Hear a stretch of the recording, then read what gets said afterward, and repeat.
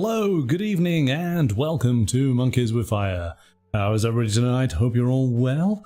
Hope you're having a good week. So then, we are going to do another tabletop role-playing game exploration. Which game are we looking at this evening? We are going to be exploring the Cypher System Rulebook from Monte Cook Games. This is essentially the core of the mechanics from the Numenera role-playing game that we took a look at a few weeks ago. And regulars to the channel will know that I was very excited about that game. And my enthusiasm has not diminished. It is an amazing system. So this is going to be a really fun show because we're just going to be getting more and more excited as we progress and learn more about what the Cypher system is able to do. Now, of course, I always give a caveat here. I am no role-playing game expert. I played RPGs back in my sort of college days, the usual suspects of that time, and I have taken a long break, but now I'm coming back to the scene, and of course it has changed considerably. There are still some of those usual names out there that are familiar to me, but what I've been enjoying over the past few months is discovering all the new systems that are now available. If you do have any questions during the course of tonight's show, then do write them down in the chat, let us know. Or if you have a question following the show, then do leave a comment and we'll do our best to answer it for you. So then, Manda, are you all set and ready to join me? Nope, not even a little bit. All right, come on, let's do this. It'll be fine. No. No, she says. No. Oh. It's gonna be good. Hi. It's gonna be good. Good evening. How are you? Terrified. How are you? You're terrified. I'm fine. I'm good. Well, hey, let's jump to the table. Let's take a look at the book and delay the inevitable just a little bit longer. Yeah. Yes. Okay. So here we go. We do have. Oh, it's a hefty tome here. There is shy of 450 pages to the book, and this covers everything you need to basically run a game using the Cypher system. And we'll obviously go into much more detail when we put up the digital version. All of Monte Cook's games and supplements, you can get them as a print version and as a PDF. The PDFs are incredibly useful. You will see why very soon, but they have all of the hot links to be able to jump to various pages within the book with ease, and I think that is a major bonus for this particular game. The print is of the same high quality that we've come to expect from Monte Cook Games. It's nicely laid out, very easy to read. Something that I want to sort of point out, I'll point out at this stage, and we'll get to appreciate it more as we go through, is that sections are color-coded for ease of reference. So we are within the green section here. You can see it's up in the corners, but it also, the standout text is in green, tables are in a green color as well, so you can easily identify which section you are within. And I thought that's incredibly handy, and this is something that Monte Cook do with all of their games, I believe. So we have lots of creatures.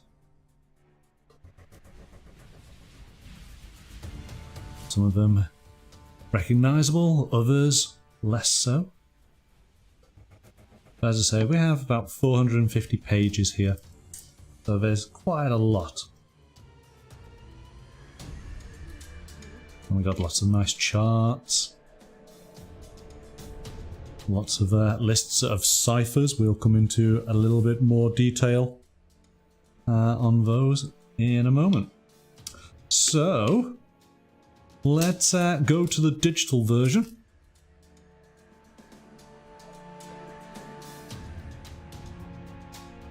There we are.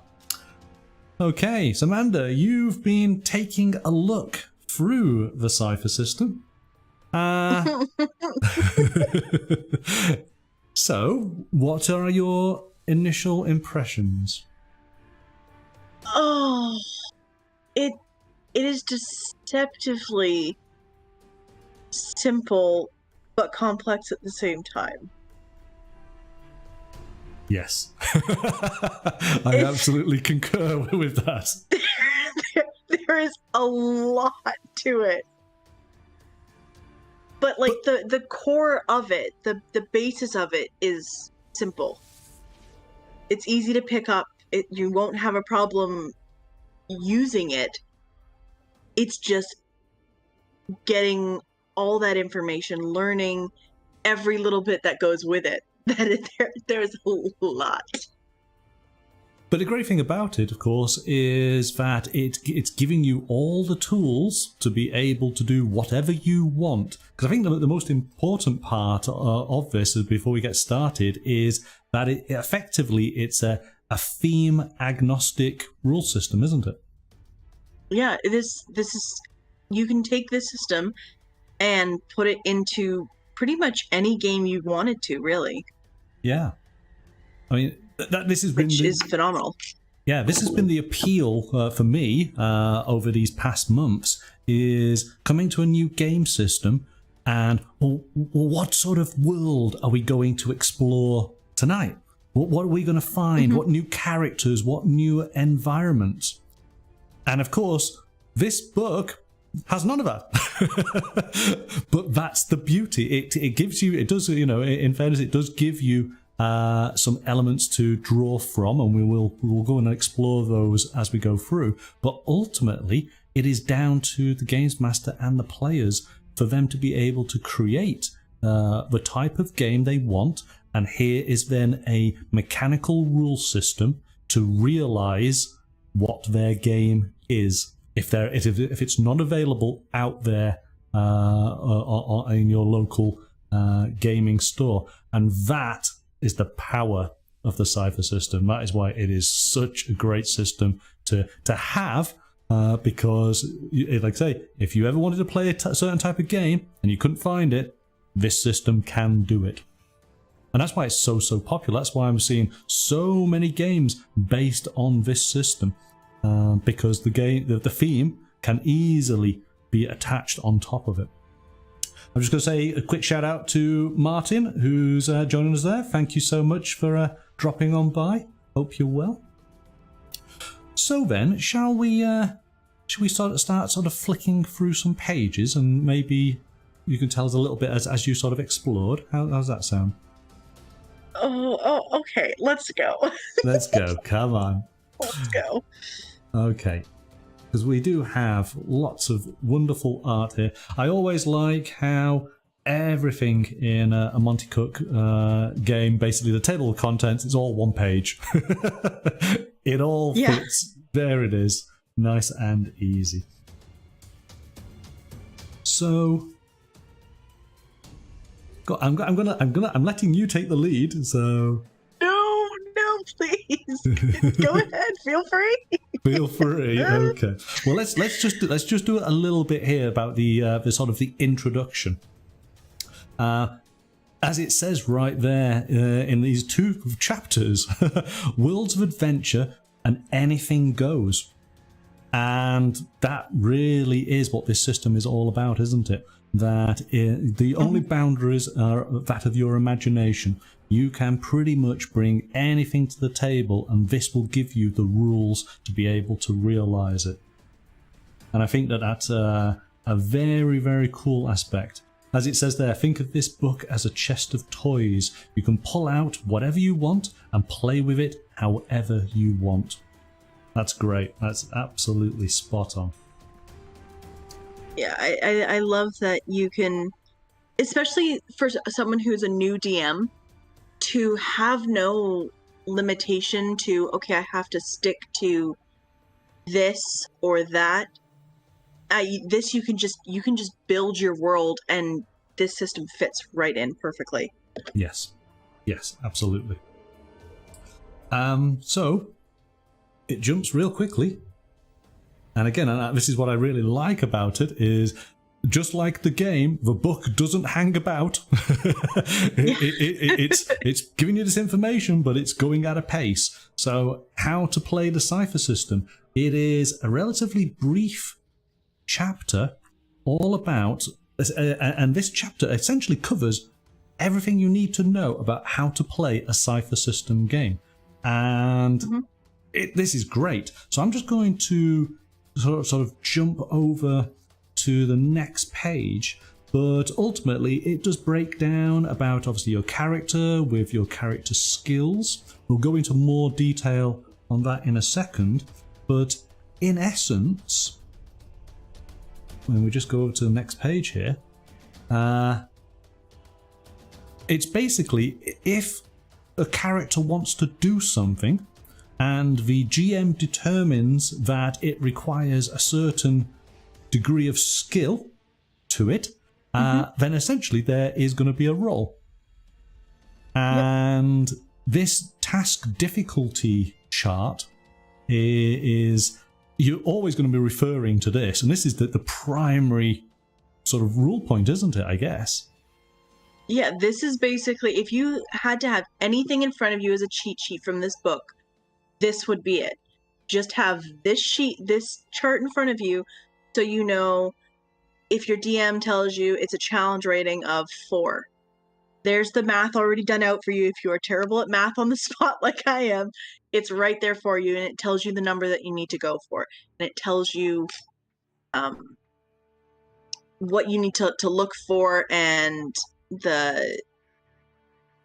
what it entails. So like for a routine, it's anyone can do it.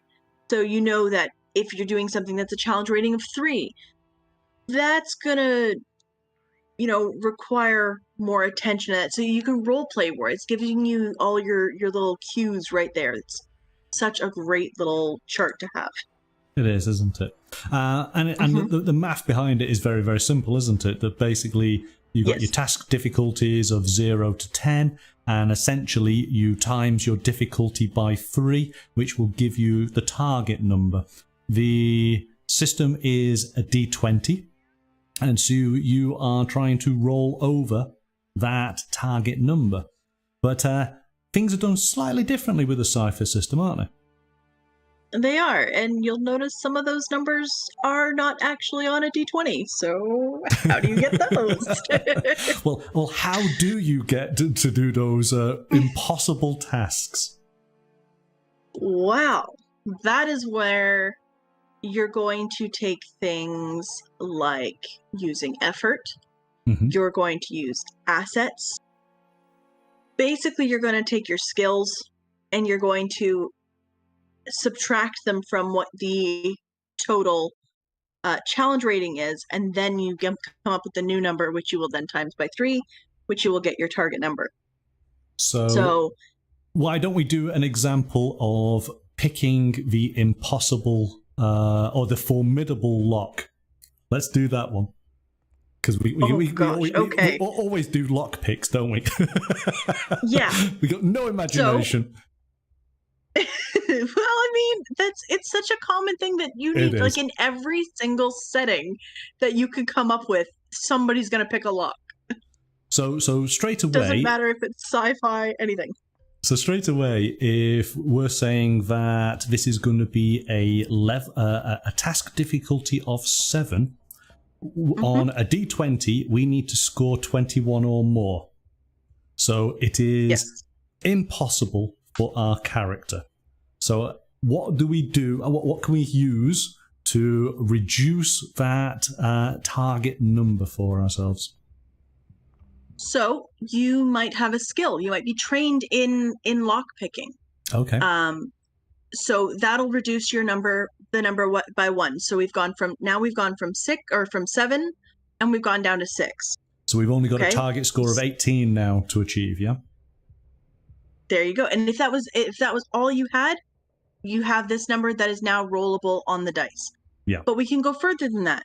Maybe you have what they refer to as assets, which is basically your tools that work for the job or something in the environment that can help you. So maybe you have lockpicks. Now you reduce it by another 1. Okay, yeah. So now we've gone from a 6 down to a 5. So now we only need a 15 on the die. But we can go 1 further, and we can put effort in, which is taking from our pool of numbers, and you reduce it by 1 more, which will bring us down to 4. So now we have 4 times 3, which is 12. 12 is our target number. We just took a 21 and changed it into a 12. Yeah. Much more doable.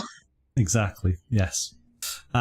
Which is slightly different than maybe other systems, isn't it? Because typically other systems are always giving you modifiers where you're trying to potentially boost up your number. This is just reducing the difficulty, making that number lower all the time. And a lot of this, if you can't wrap your head around it because you're so used to playing a certain system, you can think of them as modifiers, because depending on what game system you're playing, modifiers can work as in a reduction version or an addition version. So yep. And as we say, so this task difficulty, this just applies to everything within the game, isn't it? Yeah. In any time that a character is being tasked on something, they've got to try and achieve something, it is quite simply the Games Master will determine the difficulty, and then you, as your character, with your assets and your skills, do what you can to try and reduce that difficulty. And sometimes, depending on your character, and if you can justify it, it might become a routine task for you, because it's definitely within your wheelhouse and you have all the right gear to be able to do the job. So there then is nothing to roll, because it's just routine for you. You did it! Yay! Yay! And combat is kind of similar, isn't it? Yeah, combat's interesting. So normally, if you're being attacked, the DM would roll a die. In this, they don't. They'll provide you with the information about the creature and what information you need to know, but you would roll a defense roll. If you're attacking them, you would roll an attack roll. And your number that you need is based off of the level of the monster. Right, exactly, yes. And so it's very similar, isn't it? So if you're up against a level 4 monster, then for you to attack, you need to roll over the 12, don't you? Yes. Because that's their 12 or better. number. Yeah. I find that weapons are really interesting, because weapons, as much as you can have a whole variety of different weapons, they basically categorize into 3 sets. Light weapons, medium weapons, and heavy weapons, which just determine a value of damage that they do, but it's kind of irrelevant what type of weapon it actually is. It's that classification. So, yes. A light weapon, no matter it being, I don't know, what can we say, a knife, or club, or a club, yeah, all does the same level of damage regardless of what it actually is. Makes it so much easier. There's not lots of charts to look through, is there? It's a very, very easy system, and this is sort of echoed throughout the entire rulebook. Now, you might get some weapons on them that have special trigger words and stuff like that that may add to it, but just as a general rule, if it's a light weapon, it's going to do 2 points of damage. Medium weapon, it's going to do 4. Heavy is going to do 6. Yeah. And it does do a little call out here. So in the Cypher system, players make all the die rolls. If a character attacks a creature, the player makes an attack roll. If a creature attacks a character, the player makes a defense roll. So as the GM doesn't, or very rarely, uses a dice, which seems very weird, doesn't it? But the advantages of them not having to do those dice rolls are amazing. The GM can focus purely on providing the narrative experience for the players and aiding them. Which I think it helps get more people in the mindset of actually being able to DM, because a lot of, I think, what holds people back is, keeping track of all the different numbers and yeah. Okay, I've got to roll this and that, but this takes it out of your hands. You don't have to. You just tell them, hey, this is what it is, and it's already set up. The math is already there because it's the same math that you use for everything. There's no hidden tricks or anything like that. It's just, here you go. So it's a lot easier on you, the DM, just to create a story and enjoy the chaos it's going to bring. Yes, absolutely. So it then moves on to range and speed. And again, this is simplified. Basically 4 categories: immediate, short, long, and very long. It's that simple. And where this is a little bit different is your immediate distance is not just what we're used to in most games where it's that 5 feet. It's 10 feet. So that can get a little hard to wrap your head around if you're not used to something like that.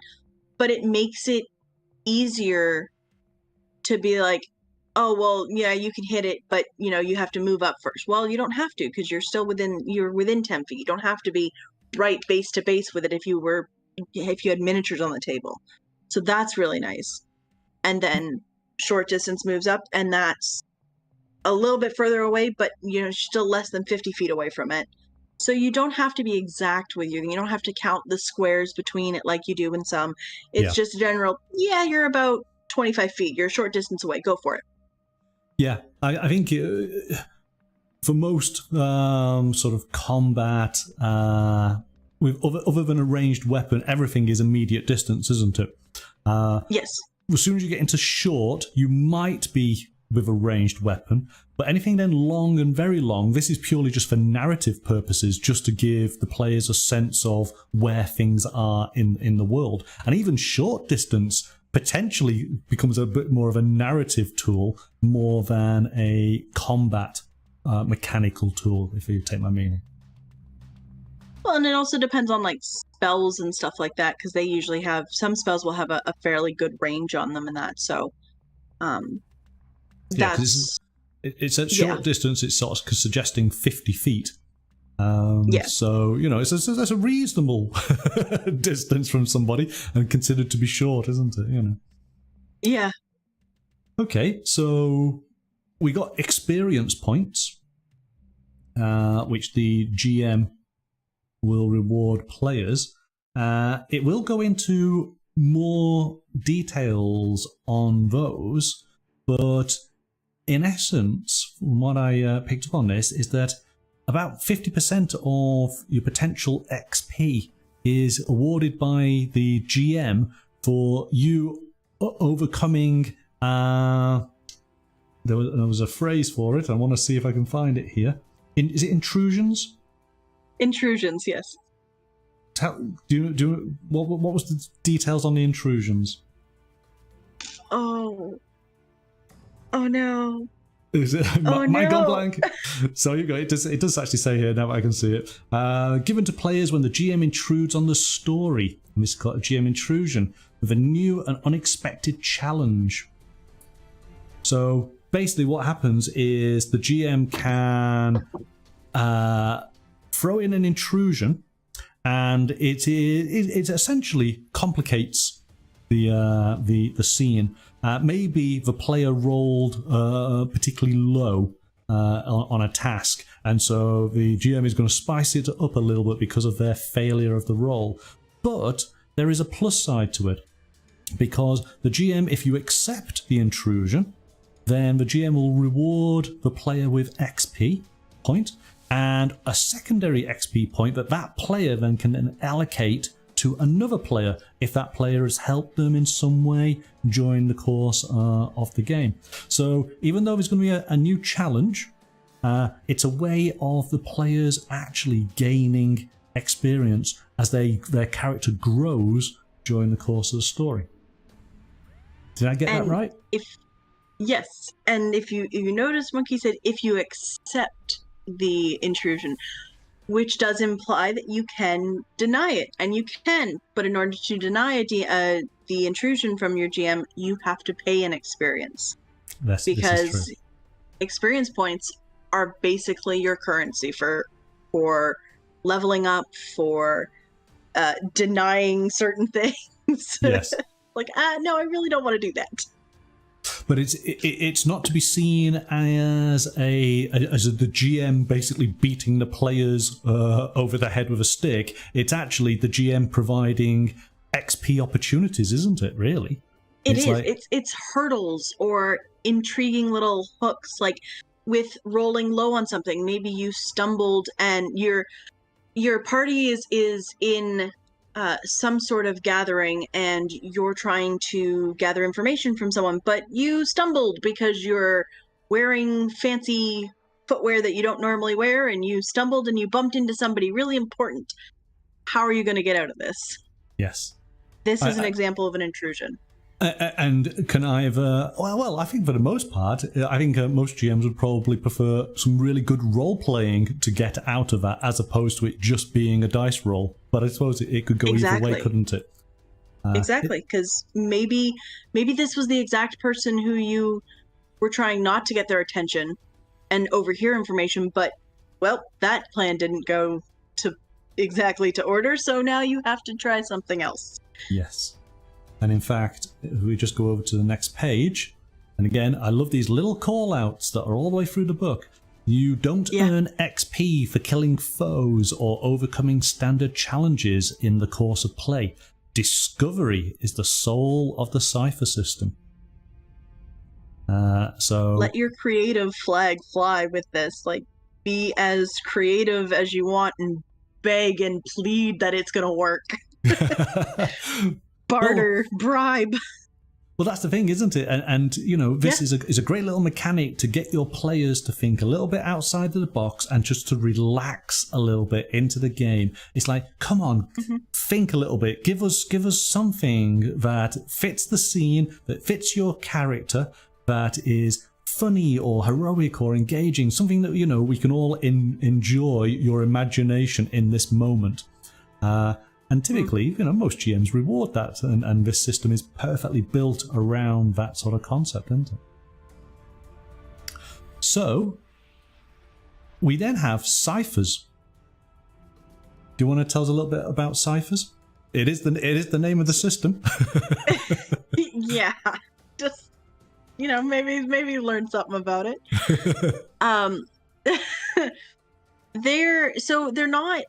They're abilities that you'll be able to use in the game, and that, but they have one use. So it's think of it as maybe something is like you get something. There was levels. There's different types that you can, like, levels of it you can get. Some of it it's not going to be something that's just going to, like, disappear on you after one use. So it'll be something that you receive, but you can't use it over and over and over and over and over within the same, like, within a specific time frame. Yeah, ciphers. ciphers is kind of like the broad term they use for essentially boons, isn't it? It's an ability, a bonus that your players are able to use, and it's themed then around the sort of setting depending on what type of game you're playing. But you're quite right. So typically, the basic cipher is a single use, and as it sort of suggests here, this could be a spell. So it's not tangible. It could be somebody just having good luck, because if it's a modern day setting, we're not going to be casting any spells, so maybe they were just lucky, in that particular moment, and it allowed them to do a little bit extra. Maybe they need to leap across a chasm, and it's a roll of luck in that instance. But there are different types of ciphers. There are some that actually are physical items that are permanent, that can be used all the time. They can be a piece of equipment that actually gives a constant bonus all the time. We'll look at it a little bit more as we go through, because I think there's a mid-level cipher, isn't it, which can be used a few times and then it runs out. But each of these have a specific name, and in essence, these are, spells is maybe the easiest way, but of course we're instantly just thinking of fantasy there, aren't we? But you want to be able to use them and use them freely. It's a mechanic so that your player character can be heroic. It gives them the edge over normal characters within the game world. This is what makes them special. This is what makes them heroes. At that basic single-use level, and so the game encourages you, and the GM should encourage you to just be using them, to do those bonuses, because you will be getting them quite readily during the course of the game. And in fact, when we looked through Numenera a few weeks back, ciphers are just laying around all over the place, aren't they? In the ancient ruins of the ninth world, so you can just be picking them up left, right, and centre. With this, it might be slightly different because, of course, it just depends on what sort of game world you are within. But that then is basically it. So in those short pages, we're up to page 12, it has pretty much described everything that you need to know as far as playing a Cypher System game. That doesn't seem much, does it? But we already have all the tools to do quite a lot. So, shall we take a look at some character creating? I'm just looking across here at the chat.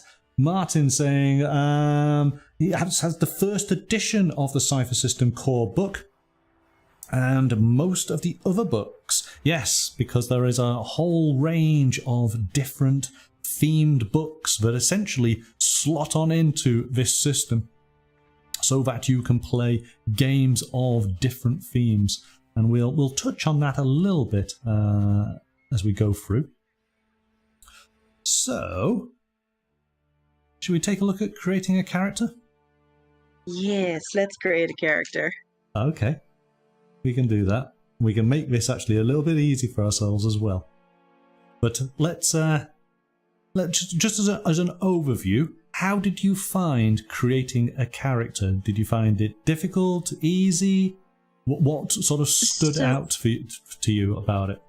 So at first glance, you look at it and you're like, what? It's a little bit, you got to wrap your head around it, because there's, especially when it comes down to the numbers, there's little tricks that you need to figure out. But overall, it's really simple. It is so much simpler than making a D&D character, if that's what you're used to.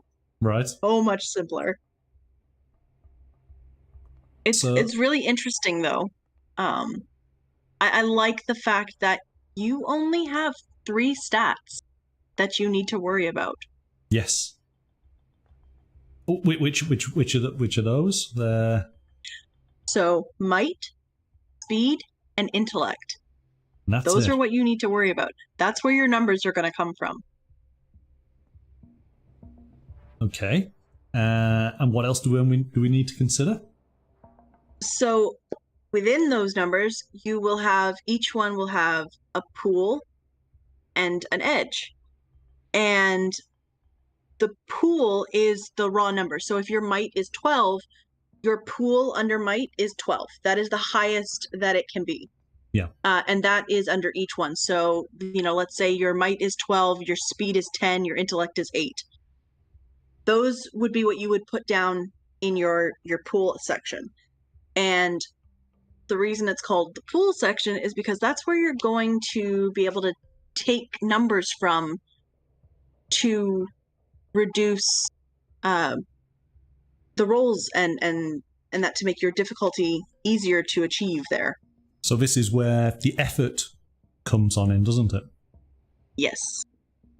So if I remember rightly, does it take 3 points out of your pool for one effort, which knocks down the target number by 1, doesn't it?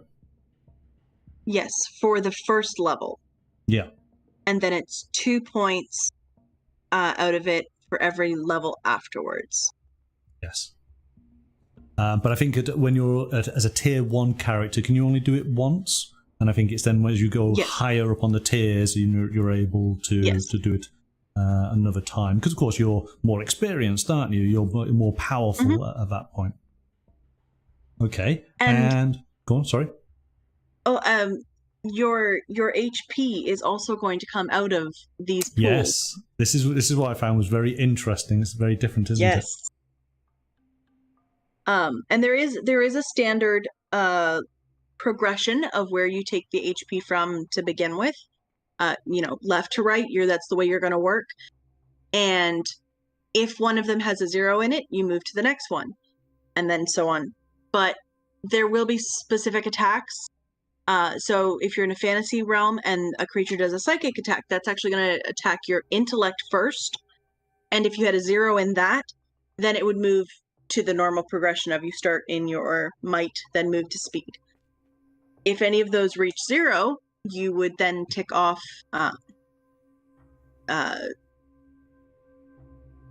there's various impaired, was it? That's it. Yes. Yeah, there's impaired, three levels, and then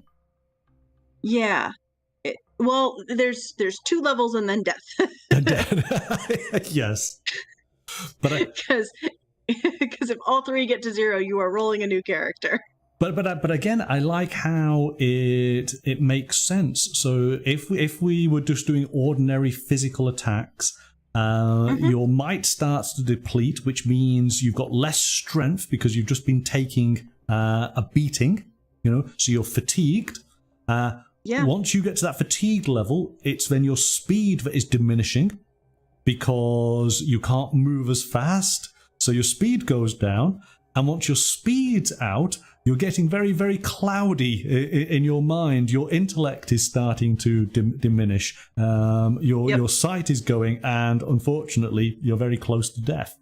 And I think that just makes absolute thematic sense. You can see it. So, of course, it is interesting when attacks can happen out of order, so to speak, because of, like I say, a psychic attack hits your mentality first, or maybe an ice blast attack would freeze you in place, and so you're immobile.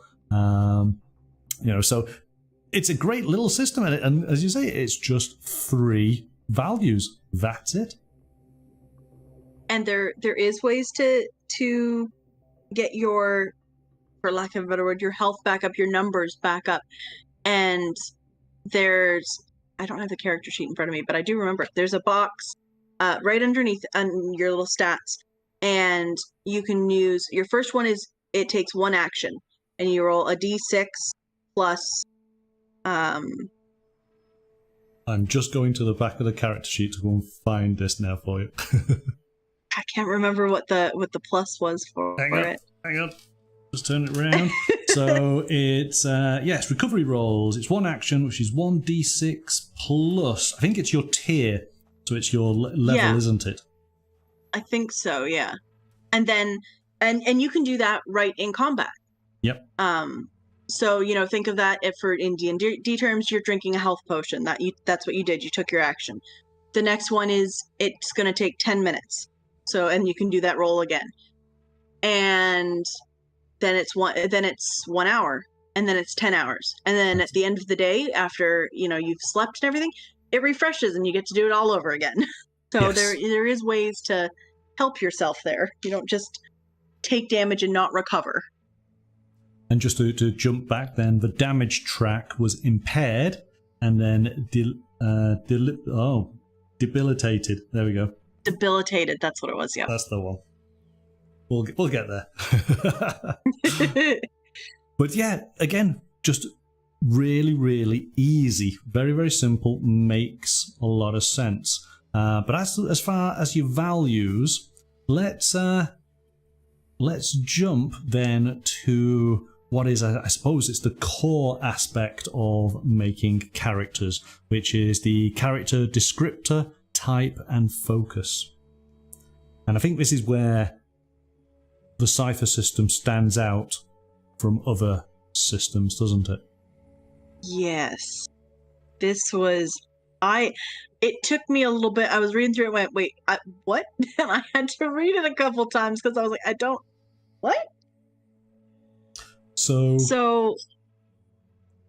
go on. Do you want to... No, go ahead. No, go ahead. Okay, so the way that it goes, we'll just go from here. So to create your character, you build a simple statement that describes them. The statement takes this form: I am A, fill in an adjective here, fill in a noun, who, fill in a verb. So I am an adjective, noun, who, verbs. Gives an example. And let's just get, I am a rugged warrior who controls beasts. Or I am a charming explorer who focuses mind over matter. So in this sentence, the adjective is called your descriptor. The noun is your character type, and the verb is your focus. And there are only four Yep. types. Yes. Which is warrior, adept, explorer, and speaker. Okay. Shall we take a look at one of these? Because I think actually when we take a look, it will help. And I guess there's different ways that people approach this. Having sort of watched a lot of videos on this over the last few days as we've been learning up, people seem to approach it in different ways. But the book has gone to type first. So this is, I suppose, in other games, it'd be your class, wouldn't it? Yes, this would be your class. But what's really nice is right at the top, once you've picked it, it does tell you, hey, if you're playing a fantasy or fairy tale game, this is what this would be. Yes. If you're in, a different, modern horror, this is what it would be. Science fiction, here. Superhero, here. So it makes it easy to, because if you're not sure, you're just like, well, I don't really know what I would be classed as. It gives you some prompts and you can kind of figure it out that way. Because the type, the descriptor, and the focus, they are all very general, but that's of course the point, isn't it? They allow you to take the core attributes of that particular character archetype and then hone it to what you want it to be within the world that you are going to be playing. But it is very, very helpful throughout the book, giving you examples to try and so, okay, if this is what you're kind of after, this is what you want to go for. Yes. So I think the interesting point here is when you look at the warrior stat pools.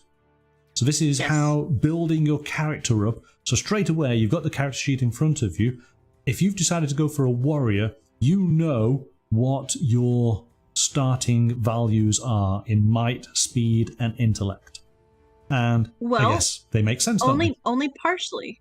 Okay. Because you have additional points to divide up between there. So these are your base. This is what your base is going to be. But as you can see there, it says you get 6 additional points to divide among these 3 as you see fit. Yes. So maybe you decide that you want to have more in your strength because you're going to be more like a barbarian and you're going to, you're going to hit things. So you're going to put more into your might. Or maybe you want to be more like a Valkyrie, like one of the ones it does, which you'd probably put something more into speed so you're more graceful in that with your swings and that. Yes, and well, there you go. I see again. I saw an example today, in fact. Barbarian, yes, you would put everything into might because it's brute strength, isn't it? In that sort of classical imagery of it. But if Valkyrie, some more grace-like, then it is speed, isn't it? But of course, I suppose somebody who does martial arts potentially might be more graceful, more dexterous, and that being the case, you want speed to be the higher value. Whereas if you're playing in a modern or horror, and you're a detective, you might want more in your intellect section. Yes. So it's nice to have. Here's your base, but you can customize it a little bit. Like, here you go. You have this many points to play with. Go, make it your own. Okay. So we have our starting pools. We then go into this first tier warrior, and this is where every player will start off as a first tier. Yes. So again, we can just start filling in the sheet. We know that our effort is 1. It then says physical nature. You can have a might edge of 1 and a speed edge of 0, or a might edge of 0 and a speed edge of 1. But either way, your intellect is an edge of 0. So you are not a smart boy. So you can have a bonus in either your might or your speed, but you're definitely not having a bonus in your intellect. That's guaranteed. You can have 2 ciphers at any time at this first tier. And then it says what weapons you are practiced with: light, medium and heavy weapons, and suffer no penalties. So this is all just being jotted down on your sheet. You can have some starting equipment appropriate to the type of warrior you are. So if you were a detective, maybe you've got a trench coat, maybe you've got a pistol, maybe you've got a badge, things like that. Maybe you've got a flask. That's it. With some hard liquor in it, these are important things. And then special abilities. So choose 4 of the abilities listed below. You can't choose the same ability more than once unless its description says otherwise. Now, this is... I'm just going to move the little mouse thing here. This is really cool because everything in the PDF is hyperlinked. It does have the page numbers in the physical book here, as you can see on the screen. But you can just click on it and it instantly goes to that section. I'm not going to do it because we need to flip through the pages in order, but trust me. Also, all of the little notes in the margins here, all of these are hyperlinks as well. So the digital version is just an awesome tool. It is so worthwhile getting both the book and the PDF. They're so and so spoiler good. alert, this is part of the reason why this book is so big. Yes, because there is so much, isn't there? So you're going to choose 4 of these abilities for the first tier. But let's just flick over the page, because then as we go up a tier, we have our second, where we are able to choose an additional 2. We got the 3rd tier. You choose an additional 3, and 4th tier, an additional 2. So these are all skills that all just enhance our character. And as we say, all these abilities, they are all explained in reasonable detail later on. This is why it is 450 pages, because there are so many, but it's great. We have a nice little D20 table here on giving us a little bit of background on our character if we needed a bit of a prompt. And then, which I find really good, and this is throughout the book, there we have a warrior example. It's going through the process of the player creating a warrior. And once you've read that, you understand everything that sort of happened before, don't you? Yes. Okay. So, if that's the warrior, which is reasonably easy to understand, we have the adept. And again, it starts at the top, doesn't it, and breaks it down. What would the adept be seeing in the different styles or different genres that we might be playing as? So they could be a wizard for the fantasy, but they could be a psychic or occultist for a modern, or they could be a telepath for science fiction, or, well, again, they could be a power wielder or a master for your superhero or post-apocalyptic. These are your magic users. If your concept involves magic, this is probably what you're going to end up choosing. Yeah. Yeah. So, again, all laid out in exactly the same way. Has the guide through for the first tier adept, so that you can see what you need to do to fill in your character sheet. Nice and easy. So, what's the explorer?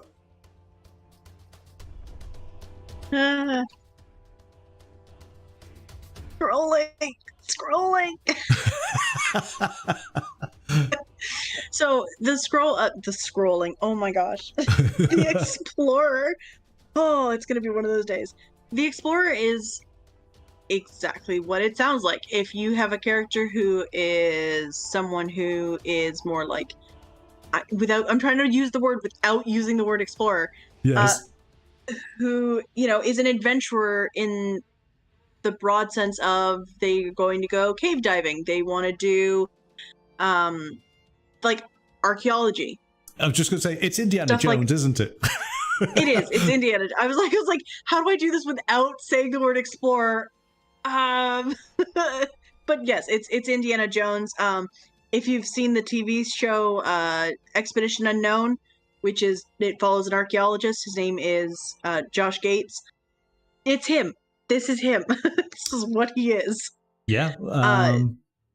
I mean, could we put? Let's stay with Harrison Ford. We could put Han Solo in there, couldn't we? As the roguish. Would he become under as a roguish character, an explorer, adventurer? I don't think so. I think I'd put him more. I would put him more under the warrior role. Would you? Okay. I think so. Interesting.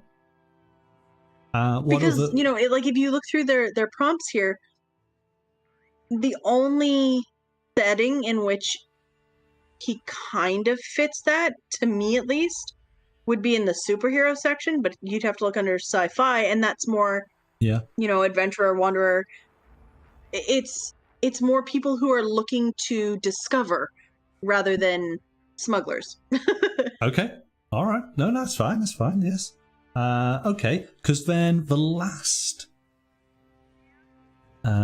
type is a speaker. Let's go and have a look at them. These are your bards and your silver tongues, your diplomats, your spy. Yes. See, so there you go. See, that's an interesting thing. Here we go. Let's take the spy. Could the spy be a speaker or could it be a warrior? Could be both. It could be both. Yeah. And there are rules to actually join too. So you can be a warrior and a speaker, and I believe that's with the next line down where it lets you add in stuff, but you can take, instead of taking like 4 from your starter in warrior, you can take 2 from the warrior, 2 from the speaker. Yes. Yeah, no, that's it, because you might want to have a speaker warrior spy or a warrior speaker spy, depending on how much weight you want to put into a certain sort of skill set. Let's call it that. Yeah. And doing the how I would see it, the warrior speaker with that in that formation would be more like your roguish type, because you're still going to be gathering information, but you are adept at combat. So. Yes. No, absolutely. Okay, So we've got some bare bones for our character.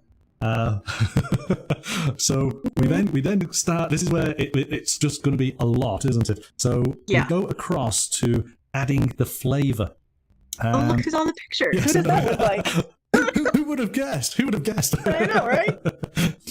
So this is where